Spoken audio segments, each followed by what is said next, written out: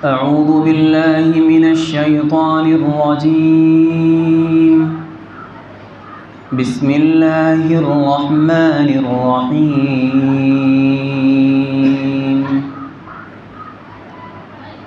يا أيها الناس اعبدوا ربكم الذي خلقكم والذين من قبلكم لعلكم تتقون. الذي جعل لكم الأرض فراشا والسماء بناء وأنزل من السماء ماء فأخرج به من الثمرات رزقا لكم فلا تجعلوا لله أندادا وأنتم تعلمون. صدق الله العظيم. یا ایھا الناس، اے لوگوں، اعبدوا ربکم، اپنے رب کی عبادت کرو، الذی خلقکم، جس نے تم کو پیدا کیا، والذین من قبلکم، اور ان لوگوں کو بھی پیدا کیا جو تم سے پہلے گزر چکے، لعلکم تتقون، تاکہ تم متقی بن جاؤ، الذی جعل لکم الارض فراشا، جس نے تمہارے لیے زمین کو بچھونا بنا دیا، جس نے تمہارے لیے زمین کو فرش بنا دیا، والسماء بناء، اور آسمان کو اللہ نے ہمارے لیے ایک محفوظ چھت بنا دیا، وَأَنزَلَ مِنَ السَّمَاءِ مَاءً، اور آسمان سے اللہ نے بارش برسائی، فَأَخْرَجَ بِهِ مِنَ الثَّمَرَاتِ، اور پھر اس بارش کے برسنے کے بعد زمین سے اللہ نے پھل نکالے، رزقا لکم، تمہارے کھانے کے لیے، فَلَا تَجْعَلُوا لِلَّهِ أَندَادًا، لہذا اے لوگوں تم کسی کو اللہ کا شریک نہ ٹھہراؤ، وَأَنْتُمْ تَعْلَمُونَ، جبکہ تم جانتے بھی ہو۔ گزشتہ دنوں کے اسباق میں جو ذکر آیا ہے وہ ایمان والوں کا ذکر آیا، کافروں کا ذکر آیا اور منافقین کا ذکر آیا۔ مجموعی طور پر 3 طرح کے لوگ ہو گئے، مومن، کافر اور منافق۔ ان آیات میں اللہ رب العزت پیچھے ذکر کیے گئے تینوں طبقوں کو مخاطب کرتے ہیں، اور اللہ فرماتے ہیں یا ایھا الناس، اے لوگوں۔ اللہ رب العزت کا انداز بڑا جداگانہ ہے۔ اگر اللہ فرماتا ہے یا ایھا الذین آمنوا تو ایمان والے بندے خاص ہو جاتے، اگر کہا جاتا یا ایھا الذین کفروا تو کافر خاص ہو جاتے، اور اگر منافقین کے لیے خاص آیت لائی جاتی تو منافق خاص ہو جاتے۔ لیکن الناس کا لفظ عربی میں اس کے معنی آتے ہیں لوگ، چاہے وہ جو بھی ہوں، عوام الناس، عام لوگ، چاہے وہ مومن ہوں، کافر ہوں، منافق ہوں، ملحد ہوں، زندیق ہوں، دہری ہوں، کوئی بھی ہوں۔ اللہ فرماتا ہے یا ایھا الناس، اے تمام مخلوق، انسانیت، اعبدوا ربکم، مرد بھی عورت بھی اپنے رب کی عبادت کرو۔ عبادت کرنے میں مفسرین لکھتے ہیں چونکہ پہلے کافروں کا بھی ذکر ہوا ہے، اس لیے کافروں کے لیے عبادت یہ ہے کہ وہ کفر و شرک کی گندگی سے نکل کر اللہ کی وحدانیت پر سچا اور صادق ایمان لائیں، یہ عبادت ہے کافروں کے لیے۔ اعبدوا ربکم، اے ایمان والوں اپنے رب کی عبادت کرو۔ ایمان والے 2 طرح کے بندے ہیں، بعض وہ ہیں جو پہلے سے عبادت میں مشغول ہیں، اور بعض وہ ہیں جو اللہ کے احکامات سے، نماز اور روزے سے غافل ہیں۔ تو جو نماز اور روزے سے غافل ہیں، اللہ ان سے کہتا ہے کہ اپنی غفلت کے پردے کو چاک کرو اور آؤ مسجدوں کو آباد کرو، اعبدوا ربکم، اپنے رب کی عبادت کرو۔ اور جو بندے پہلے سے ایمان والے ہیں اور اعمال بھی کر رہے ہیں، عبادت بھی کر رہے ہیں، اللہ فرماتا ہے کہ اپنی عبادت پر ہمیشہ قائم رہو، اور اس میں مزید اضافہ کرو تاکہ تم اللہ کا قرب حاصل کر سکو۔ اعبدوا ربکم، اے ایمان والوں اپنے رب کی عبادت کرو۔ اب رہ گئے منافقین۔ منافقین کے لیے اللہ کا یہ ارشاد ہے کہ نفاق کو چھوڑ دو اور اللہ کی ذات پر ایمان لے آؤ۔ اعبدوا ربکم، اپنے رب پر ایمان لاؤ۔ آپ دیکھیں 4 طرح کے لوگوں کو اللہ نے خطاب کیا اور ایک ہی لفظ میں سب کو کہہ دیا، یا ایھا الناس اعبدوا ربکم۔ کافر بھی شامل ہو گئے، مشرک بھی شامل ہو گئے، وہ مومن جو عبادت گزار ہیں ان کا بھی بیان آ گیا، جو عبادت سے دور ہیں ان کا بھی بیان آ گیا، اور منافقین کا بیان آ گیا۔ ہم میں سے کوئی ہے جو اپنی ایک لفظ میں اتنی باتوں کو بیان کر سکے؟ یہ اللہ رب العزت کی بلاغت ہے، یہ قرآن کی فصاحت ہے۔ یا ایھا الناس اعبدوا ربکم، اے لوگوں عبادت کرو اپنے رب کی۔ کون سا رب؟ وہ رب الذی خلقکم، جس نے تم کو پیدا کیا ہے، والذین من قبلکم، اور ان لوگوں کو بھی پیدا کیا جو تم سے پہلے ہیں، یعنی آباء و اجداد کو، یا اس سے پہلے جتنے لوگ گزرے ان سب کو پیدا کرنے والا بھی کون ہے؟ اللہ ہے۔ اچھا، یہاں پر اس کا کیا مطلب تھا؟ اللہ رب العزت نے عبادت کا حکم دیا اور فرمایا کہ جس نے تم کو پیدا کیا، اور ایک عجیب بات، اعبدوا ربکم، اللہ رب العزت نے یہاں پر جو لفظ استعمال فرمایا ہے وہ رب کا لفظ استعمال فرمایا ہے۔ حالانکہ اللہ رب العزت کے 99 نام ہیں۔ کتنے نام ہیں؟ 99۔ ان تمام ناموں میں سے جب انتخاب کیا یہاں پر تو لفظ رب کا انتخاب کیا ہے۔ الحمدللہ رب العالمین میں لفظ رب کے بارے میں نے بتایا تھا کہ رب کس کو کہتے ہیں؟ رب اس ذات کو کہتے ہیں جو ایک گندے نطفے کو، پانی کے ایک گندے قطرے کو انسان کی شکل دیتا ہے، پھر ماں کے پیٹ سے ایک تنگ راستے سے نکال کر اس کو بچپن، طفولیت، پھر جوانی اور پھر بڑھاپا دے کر کے اس کو موت کے گھاٹ اتارتا ہے، اس ذات کو رب کہا جاتا ہے۔ بتدریج کسی نظام کو چلانے والا، آہستہ آہستہ، اتنی تدریج کے ساتھ کہ انسان اس کو سمجھ بھی نہ سکے۔ آج انسان بچپن میں ہوتا ہے اپنے، کل کو وہی جوانی میں پہنچ جاتا ہے اور پھر وہی بڑھاپے میں پہنچ جاتا، اور کسی انسان کو اپنی زندگی کے گزرنے کا احساس تک نہیں ہوتا ہے۔ ہر دن کا اگر آپ جائزہ لیں تو آپ یومیہ اگر آپ اپنے آپ کو دیکھیں گے تو ایسا لگے گا جیسے کل ہم تھے ویسے ہی آج ہیں، کوئی تبدیلی نہیں، حالانکہ تبدیلی آ چکی ہوتی ہے۔ تو اس قدر باریک بینی کے ساتھ پورے نظام کو جو ذات چلانے والی ہے اس کو کیا کہتے ہیں؟ رب کہتے ہیں اس کو۔ ربکم الذی، تمہارا وہ رب جس نے تم کو پیدا کیا ہے۔ اللہ نے پیدا کیا ہم کو بھی، والذین من قبلکم، اور ان لوگوں کو بھی پیدا کیا جو ہم سے پہلے اس دنیا سے گزر چکے۔ معلوم کیا ہوا کہ ساری کائنات کا پیدا کرنے والا کون ہے؟ اللہ ہے۔ اس سے ان لوگوں کی تردید ہو جاتی ہے جو ملحد ہیں، دہریے ہیں، جو یہ کہتے ہیں کہ ہم کو کسی نے پیدا نہیں کیا۔ ان کا یہ ماننا ہے کہ ہم اپنے ماں باپ سے پیدا ہوئے، ہمارے ماں باپ اپنے ماں باپ سے پیدا ہوئے۔ ان سے کوئی یہ پوچھے کہ جو سب سے پہلے تھے وہ کس سے پیدا ہوئے؟ ایک سوال یہاں پر آ کر رک جاتا ہے نا۔ ایسا تو نہیں ہے کہ ہمیشہ سے انسانیت آباد ہے؟ کوئی تو ہوگا جو سب سے پہلا مرد اور سب سے پہلی عورت ہوگی، وہ جس سے اولاد کا سلسلہ شروع ہوا ہوگا۔ اگر کوئی یہ کہتا ہے کہ ہمیں ہمارے ماں باپ نے پیدا کیا، آپ اس سے سوال کریں ان کو کس نے پیدا کیا؟ کہے گا ان کے والد نے پیدا کیا۔ ٹھیک، کہاں تک؟ سب سے آخر میں جو انسان دنیا میں تھا، یعنی سب سے پہلا انسان، اس کو کس نے پیدا کیا یہ بتاؤ۔ اب یہاں پر عقلیں مبہوت ہو جاتی ہیں، زبان پر تالے لگ جاتے ہیں، خاموش ہیں، اب کوئی جواب نہیں بن پڑ رہا۔ اب جواب یہ آتا ہے کہ وہ اصل میں ایک زمین میں ایک حادثہ ہوا تھا، بگ بینگ جس کو نام دیا جاتا ہے، اور اس کے بعد سے انسانیت وجود میں آ گئی تھی۔ یہ کیا حماقت ہے؟ کبھی دنیا میں ایسا ہوا؟ آپ اتنا زمانہ دیکھتے چلے آ رہے ہیں، بلکہ اب تو دنیا ہماری مٹھی میں ہے۔ ہم پوری دنیا کی کہیں کوئی ایسی خبر نہیں دیکھتے کہ کسی ملک میں دھماکہ ہوا ہو اور انسان اچانک سے بندر بن گئے ہوں، کسی ملک میں دھماکہ ہوا اور بندر اچانک سے انسان بن گئے ہوں سب۔ ایسا کبھی کسی نے سنا؟ بھائی جب ہم کبھی ایسا دیکھ ہی نہیں رہے تو ماضی میں ایسا کیسے ہو سکتا ہے؟ معلوم ہوا کہ کوئی ذات ہے جو اس کے نظام کو، عالم کے نظام کو چلانے والی۔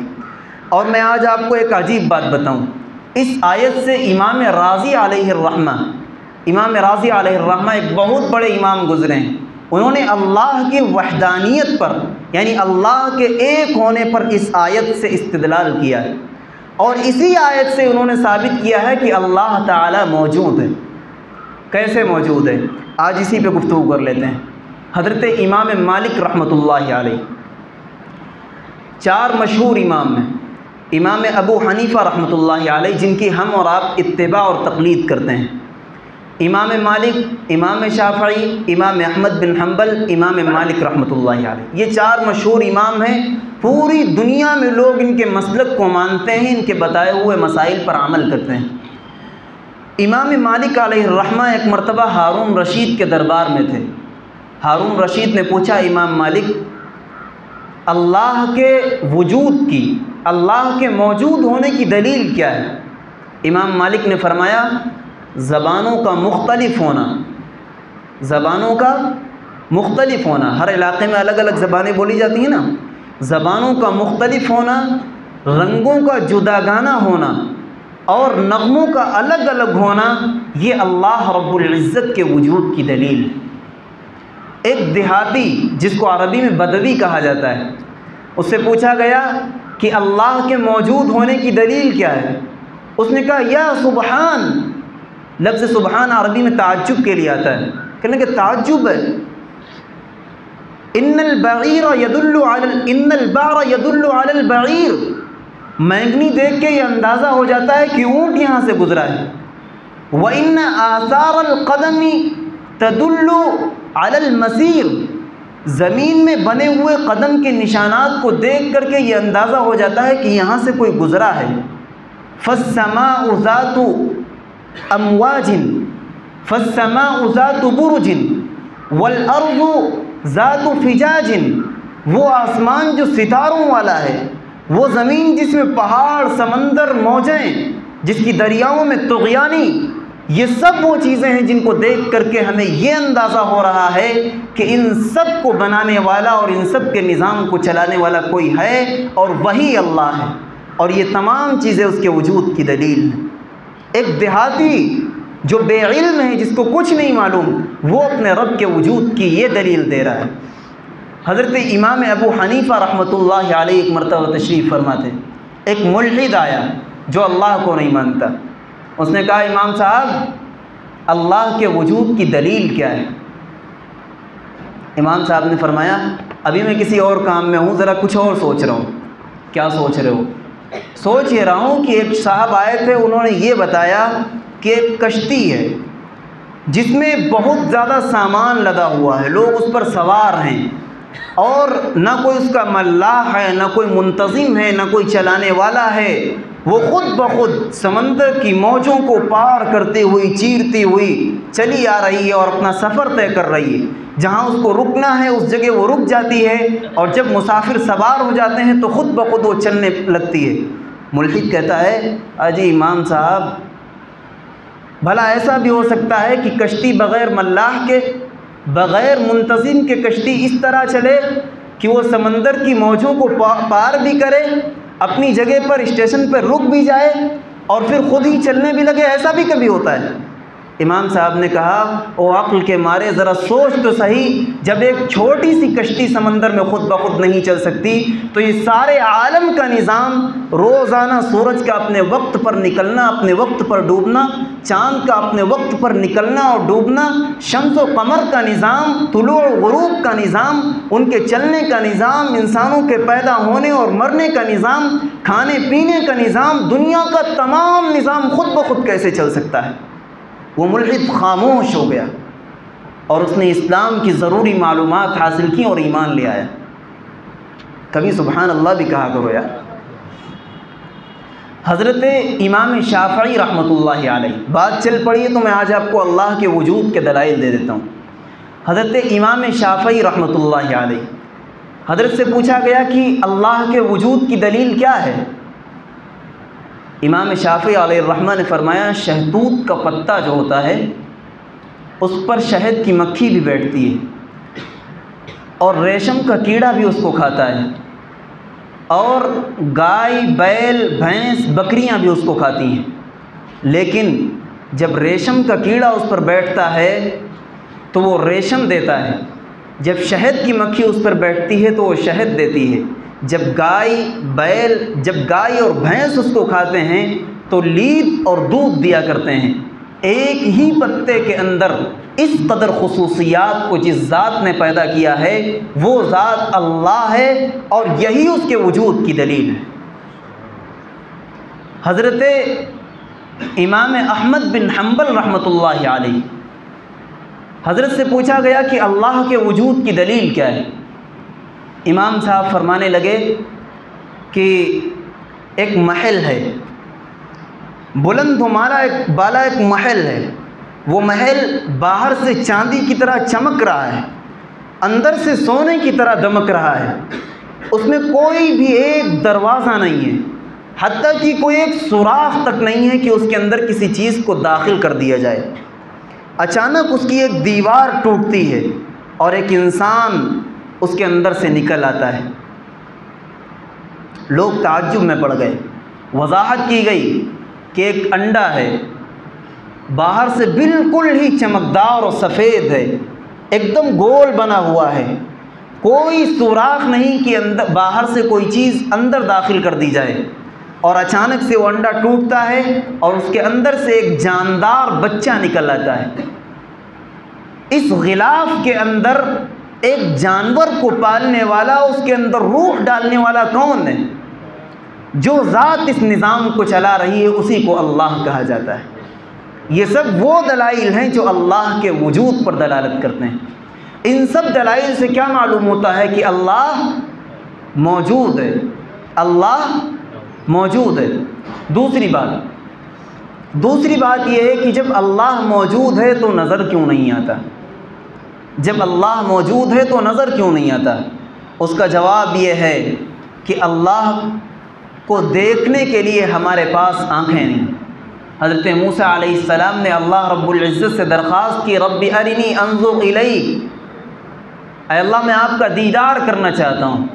اللہ نے فرمایا لن ترانی، آپ مجھے دیکھ نہیں سکتے، ولکن انظر الی الجبل، ایسا کرو میں ایک پہاڑ پر اپنی تجلی ڈالتا ہوں، تم اس پہاڑ کو دیکھنا، فإن استقر مکانہ فسوف ترانی، اگر وہ پہاڑ اپنی جگہ پہ ثابت قدم رہ گیا تو تم یہ سمجھ لینا کہ تم مجھے دیکھ سکتے ہو۔ اللہ رب العزت نے پہاڑ پر اپنی تجلی ڈالی اور پہاڑ جل کر کے خاک ہو گیا، کوئلہ بن گیا، وہی پہاڑ جس کو طور کہا جاتا ہے۔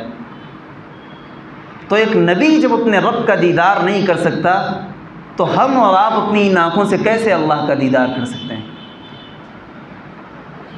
اچھا، ایک بات اور رہ جاتی ہے، جب ہم نے اللہ کو دیکھا نہیں تو ہم اللہ کو مانیں کیسے؟ سوال ذہن میں آتا ہے نا، جب اللہ کو دیکھا نہیں تو اللہ کو مانیں کیسے؟ تو اس کا بڑا آسان سا جواب یہ ہے کہ آپ سینکڑوں ایسی چیزیں مانتے ہیں جن کو آپ نے نہیں دیکھا۔ جیسے آپ نے ہوا کو کبھی دیکھا؟ مانتے ہو نہیں مانتے ہو؟ یہ ہوا ہمیں لگ رہی نظر آ رہی ہے؟ نہیں نظر آ رہی۔ بخار کو کبھی آپ نے دیکھا؟ نہیں دیکھا۔ سردی آپ کو کبھی نظر آتی ہے؟ گرمی کبھی نظر آتی ہے؟ موسم کا ٹمپریچر کبھی نظر آتا ہے؟ نہیں نظر آتا نا۔ تو یہ اس قدر چیزیں ہیں، ہم ان کو دیکھ نہیں پا رہے ہیں لیکن مانتے ہیں۔ تو یہ ضروری نہیں کہ کسی چیز کو ماننے کے لیے اس کو دیکھا جائے۔ بہت ساری چیزیں ایسی ہوتی ہیں کہ بغیر دیکھے بھی ان کو مانا جاتا ہے۔ مشاہدات کی قبیل سے لے لیجئے، ہم میں سے بہت سارے لوگ ہوں گے جنہوں نے مکہ اور مدینہ کو نہیں دیکھا ہے، لیکن سنتے چلے آ رہے ہیں کہ مکہ کوئی جگہ ہے، مدینہ کوئی جگہ ہے، مانتے ہیں۔ تو یہ ضروری نہیں کہ ہم جس چیز کو نہ دیکھیں وہ موجود نہ ہو۔ کوئی چیز موجود ہو، ہمیں نظر نہ آئے، ایسا ہو سکتا ہے۔ دوسری بات اب یہ ہے کہ ہم اللہ کو مانتے کیوں ہیں اور اللہ کو ہم کیسے مانتے ہیں؟ تو اہل ایمان کے پاس اس کا سب سے آسان و مختصر جواب یہ ہے کہ ہم اللہ کو ماننے میں نہ تو کسی دلیل کے محتاج ہیں اور نہ ہی اس کو دیکھنے کے محتاج ہیں۔ ہم اللہ کو بغیر کسی دلیل کے اور بغیر دیکھے ہوئے مانتے ہیں۔ جب تک آپ اس دلیل پر عمل نہیں کریں گے تب تک کوئی فائدہ نہیں۔ غالباً امام رازی کا واقعہ ہے، ایک بڑے فلسفی گزرے ہیں، ان کا واقعہ ہے۔ موت کے وقت شیطان ان کے پاس حاضر ہوا اور کہنے لگا کہ اللہ کے وجود کی دلیل کیا ہے؟ انہوں نے ایک نہیں، دو نہیں، میں نے آپ کے سامنے 6-7 دلیلیں دیں، انہوں نے 100 دلیلیں اللہ کے موجود ہونے کی پیش کی۔ شیطان تو بہرحال شیطان ہے، اس نے 100 کی 100 دلیلیں کاٹ کے رکھ دیں۔ کسی صاحب کشف بزرگ کو کشف ہو گیا اور اس نے کہا اے رازی یہ کیوں نہیں کہہ دیتا کہ میں بغیر کسی دلیل کے اللہ کو مانتا ہوں؟ جب امام رازی نے یہ کہا کہ میں بغیر دلیل کے اللہ کو مانتا ہوں، شیطان فرار ہو گیا۔ اس کو پتہ چل گیا کہ اب یہ آخری دلیل ہے، اس کے بعد کوئی دلیل، تو اللہ کو کیسے ماننا ہے؟ بغیر کسی دلیل کے اللہ کو ماننا ہے کہ اللہ موجود ہے۔ اور پھر جو لوگ سبق میں پچھلے موجود ہوں گے ان کو پتہ ہے ایمان والوں کی صفات کیا بیان کی گئیں۔ ایک صفحہ پیچھے بولیے، الذین یؤمنون بالغیب، وہ لوگ جو بغیر دیکھی ہوئی چیزوں پر ایمان رکھتے ہیں۔ اگر ہم کسی چیز کو دیکھ ہی لیں پھر مانیں تو کیا بعید ہے؟ کسی چیز کو دیکھ لینا پھر ماننا یہ تو دنیا مانے گی۔ جو چیز کافر کو دکھ جائے، مشرک کو دکھ جائے، سبھی کے سامنے اگر سارے حالات کھل کر کے آ جائیں تو سبھی مان لیں۔ اللہ تعالیٰ ابھی دنیا میں سب کو جنت دکھا دیں، جہنم دکھلا دیں، اپنی ذات کے بارے میں سب کو آگاہ کر دیں تو کون ایمان نہیں لائے گا؟ سب ایمان لانے پر مجبور ہوں گے۔ لیکن اصل تو یہ ہے کہ یہ دنیا دار الامتحان ہے، یہاں بغیر دیکھی ہوئی چیزوں پر ایمان لانا ہے۔ اللہ فرماتا ہے مومنین کی صفت یہ ہے یؤمنون بالغیب، کہ وہ بغیر دیکھی ہوئی چیزوں پر ایمان لاتے ہیں۔ تو ہم نے اللہ کو دیکھا نہیں ہے، ہم بغیر دیکھے ہوئے اللہ تعالیٰ کو مانتے ہیں کہ اللہ موجود ہے، اللہ موجود ہے۔ دیکھیے، یا ایھا الناس اعبدوا ربکم الذی خلقکم، اے ایمان والو، اے لوگوں، اعبدوا ربکم، اپنے رب کی عبادت کرو، الذی خلقکم، جس نے تم کو پیدا کیا، والذین من قبلکم، تم سے پہلے لوگوں کو، تمہارے باپ کو، دادا کو، پردادا کو، حتیٰ کہ جو بھی گزرے ہیں ان سب کو اللہ رب العزت نے پیدا کیا۔ میں نے 2-3 دن پہلے ایک بات کہی تھی، قرآن جب کسی نبی کے بارے میں کہتا ہے یا کسی کتاب کے بارے میں کہتا ہے تو ذکر پہلے کا ہوتا ہے یا بعد کا؟ پہلے کا ذکر ہوتا ہے۔ ذکر کس کا ہوتا ہے؟ پہلے کا۔ یہاں پر اللہ فرماتا ہے والذین من قبلکم، جو لوگ تم سے پہلے تھے۔ حالانکہ ابھی کچھ لوگ ایسے بھی ہیں جن کو بعد میں پیدا ہونا ہے، لیکن اللہ یہاں پر من بعد نہیں کہہ رہے ہیں، یعنی بعد میں پیدا ہونے والوں کو نہیں کہہ رہے ہیں۔ کیوں؟ وجہ یہ ہے کہ اللہ رب العزت اس سے مراد امت محمدیہ کو لے رہے ہیں، اور امت محمدیہ کون سی امت ہے؟ آخری امت ہے، اس کے بعد کوئی امت نہیں ہے۔ اس امت کو جو نبی ملا ہے وہ نبی آخری نبی ہے، بولو وہ نبی آخری نبی، اس کے بعد کوئی نبی نہیں آئے گا۔ اس امت کو جو کتاب ملی ہے وہ کتاب آخری کتاب ہے۔ یہاں پر بھی ایک عقیدہ بیان کر دیا گیا، والذین من قبلکم، اور وہ لوگ جو تم سے پہلے گزر چکے ان کو بھی اللہ نے پیدا کیا، لعلکم تتقون، تاکہ تم متقی بن جاؤ، اللہ سے ڈرنے والے بن جاؤ۔ یعنی اللہ کی نشانیوں میں غور کرو کہ ہم کو کس نے پیدا کیا، ہم کیسے پیدا ہوئے۔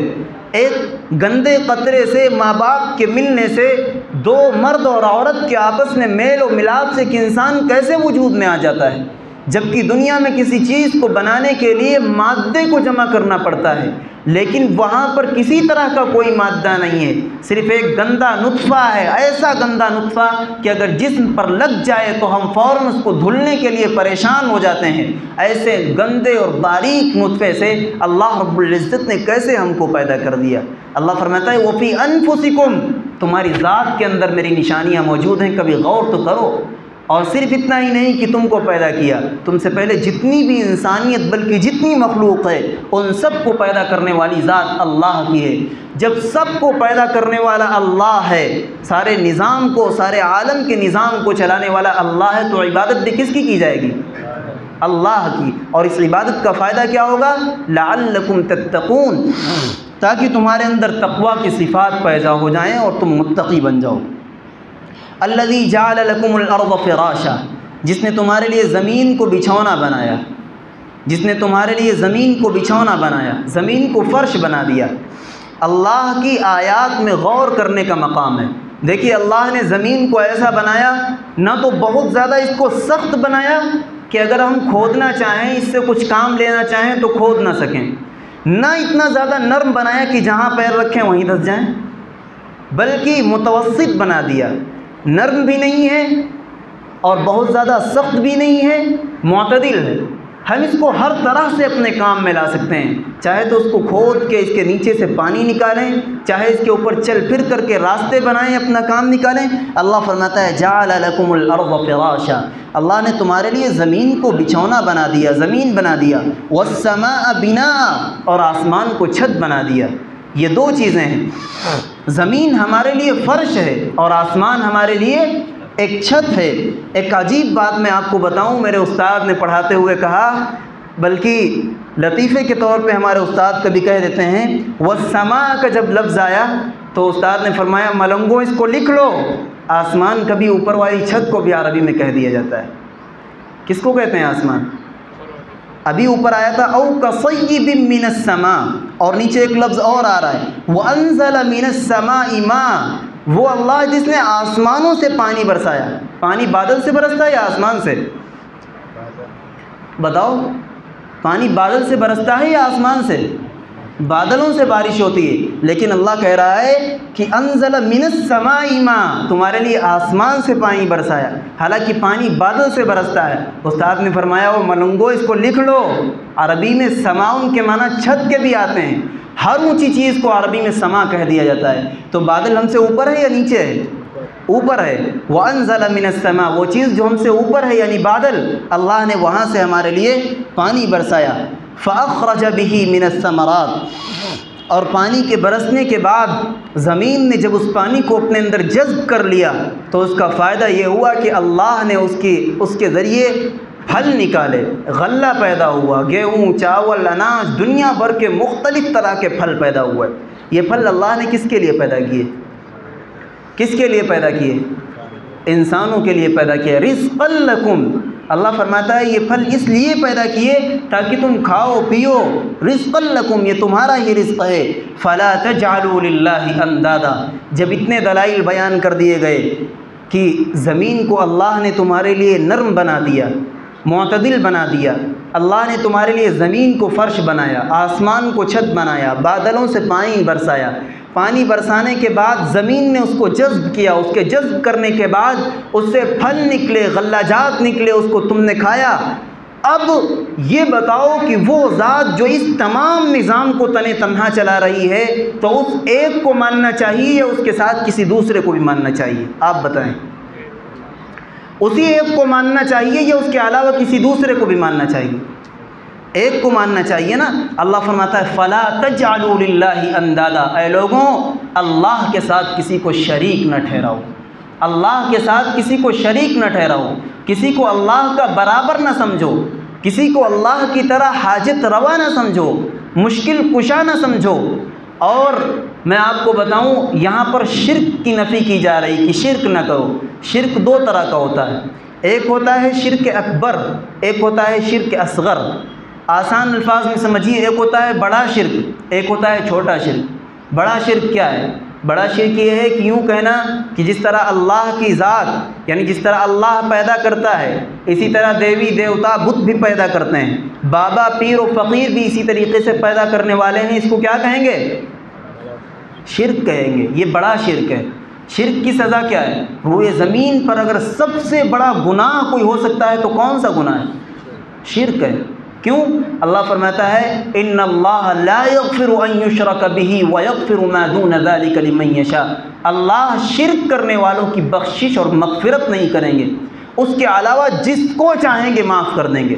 بے نمازی کو اللہ معاف کر سکتے ہیں، بے روزے دار کو اللہ معاف کر سکتے ہیں، غرض یہ کہ کسی بھی گناہ کے مرتکب کو اللہ معاف کر سکتے ہیں۔ یغفر لمن یشاء، جس کو چاہیں گے، من دون ذلک، مشرک کو نہیں معاف کریں گے۔ معلوم کیا ہوتا ہے؟ روئے زمین پر سب سے بڑا گناہ کون سا گناہ ہے؟ شرک کا گناہ ہے۔ مسلمانوں، میرے بزرگوں، یاد رکھو، ہم میں سے ہمارے قصبے میں، ہمارے اطراف میں، ہمارے گھروں میں شرک کی بیماریاں پائی جاتی ہیں۔ بہت سارے لوگوں کا اعتقاد مزاروں سے جڑا ہوا ہے، سب دیکھتے ہیں، سب سنتے ہیں، سبھی کو معلوم ہے کس قدر ایسے لوگ ہیں جن کا اعتقاد مزاروں سے جڑا ہوا ہے، کسی کا اعتقاد کسی بابا سے جڑا ہوا ہے، کسی پیر سے جڑا ہوا ہے، کوئی کسی سے اولاد مانگتا ہے، کوئی کسی کو حاجت روا سمجھتا ہے، مشکل کشا سمجھتا ہے۔ یہ سب کیا ہے؟ آپ بولے میں نہیں کہتا، تاکہ آپ کو پتہ چل جائے یہ ہے کیا۔ بتائیے یہ کیا ہے؟ شرک ہے۔ اور شرک کے بارے میں اللہ کیا فرماتا ہے کہ مشرکین کی بخشش نہیں ہے۔ تو اس لیے وہ لوگ جو اب تک غلط عقائد میں مبتلا ہیں، ان کو چاہیے کہ اپنے غلط عقائد سے ہاتھ دھو بیٹھیں اور توبہ کر لیں، ورنہ یاد رکھیں انجام اچھا نہیں۔ اور دوسرا شرک جو ہے وہ اس کو شرک خفی سے تعبیر کیا جاتا ہے، ہلکا شرک۔ وہ کون سا ہے؟ وہ شرک یہ ہے کہ آپ کا یہ کہنا کہ اگر رمضان نہ ہوتا، چور آئے تھے، رمضان کا مہینہ نہ ہوتا تو چوری ہو جاتی، اگر سحری میں نہ اٹھتے تو چوری ہو جاتی، اگر فلاں نہ آتا تو چوری ہو جاتی، اچانک سے 3 بجے وہ سیٹی لگ گئی تو چور بھاگ گئے، ورنہ چوری ہو جاتی۔ ہم جا رہے تھے راستے میں، اچانک سے سامنے ایک شخص آ گیا، اگر ہماری بائک کا بریک بہت اچھا نہ ہوتا تو آج ہم لڑ جاتے۔ آپ نے کس کو بتا دیا؟ بچانے والا کون ہے آپ کو؟ آپ کس کو کہہ رہے ہیں؟ آپ بریک کو بتا رہے ہیں کہ اس نے بچا لیا جناب ہم کو۔ تو یہ سب کیا ہے؟ میں اپنی طرف سے بات نہیں کر رہا ہوں، ایک نہیں تقریباً 10 حدیثیں علامہ ابن الکثیر نے نقل کی ہیں اس پر، شرک خفی پر۔ رسول اللہ نے فرمایا کہ خبردار تم یہ نہ کہا کرو کہ جو اللہ چاہے اور جو محمد چاہیں وہ ہوگا، جو اللہ چاہیں اور جو محمد چاہیں۔ رسول اللہ نے فرمایا یہ کیا ہے؟ یہ کہو کہ جو اللہ چاہے گا وہی ہوگا۔ ہمارے معاشرے میں لوگ کہہ دیتے ہیں بس اس کو تو یا تو آپ جانتے ہیں یا اللہ جانتا ہے، یا تو آپ کر سکتے ہیں یا اللہ کر سکتا ہے۔ آپ کون ہوتے ہیں بھائی؟ کرنے والی ذات اللہ کی۔ بظاہر آدمی کسی کام کو کرتا ہے، ایک کام ایسا ہے جو ایک ہی بندہ ہمارے لہر پور میں کر پاتا ہے، تو اسے کہتے ہیں یار کر دو ورنہ تمہارے علاوہ کون کرے گا۔ اسی کو دوسرے لوگ کہہ دیتے ہیں یا تو آپ کریں گے یا اللہ کرنے والا ہے، ٹھیک ہے۔ تو اس طرح کے الفاظ سے اپنے آپ کو بچائیں، ایسا نہ ہو ہماری زبان سے یہ الفاظ نکلیں۔ ہم اپنے آپ کی حفاظت کریں اس طرح کے الفاظ سے۔ جب کبھی کوئی معاملہ ہو تو ہمیں رجوع اللہ کی طرف کرنا ہے کہ اگر یہ نہیں ہوا، اس سے ہم بچ گئے تو بچانے والی ذات اللہ کی، یہ ہو گیا تو اس کا کرنے والا کون ہے؟ اللہ ہے۔ بیچ میں جتنے لوگ ہیں وہ سب سبب کے درجے میں تو ہو سکتے ہیں، حائل کے درجے میں تو ہو سکتے ہیں، لیکن کسی کا کوئی بس اور اختیار چلنے والا نہیں ہے۔ اسی لیے اللہ فرماتا ہے فَلَا تَجْعَلُوا لِلَّهِ أَنْدَادًا، تم اللہ کے ساتھ کسی کو شریک نہ کرو، نہ تو شرک اکبر یعنی بڑا شرک کرو، نہ ہی شرک خفی یعنی چھوٹا شرک کرو۔ وَأَنْتُمْ تَعْلَمُونَ، جبکہ تم جانتے ہو۔ کیا جانتے ہو؟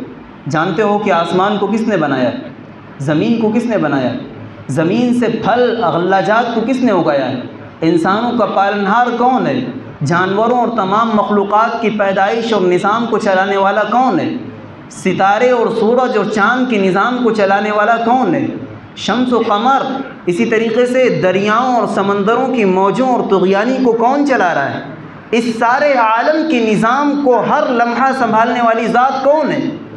تو سب جانتے ہیں اللہ ہے۔ جب تم جانتے ہو وَأَنْتُمْ تَعْلَمُونَ، جب تم جانتے ہو کہ اللہ ہی ہے جو سارے نظام کو چلا رہا ہے، تو عبادت بھی کس کی کرنی چاہیے؟ صرف اللہ کی۔ کس کی کرنی چاہیے؟ صرف اللہ کی عبادت کرنی چاہیے، اللہ کے علاوہ کسی کی عبادت نہیں کرنی چاہیے۔ تو آج کے سبق میں کفر اور شرک کی گندگی سے نجات اور اس سے دوری اختیار کرنے کا سبب ہے۔ اللہ رب العزت ہم سب کو عمل کی توفیق عطا فرمائے۔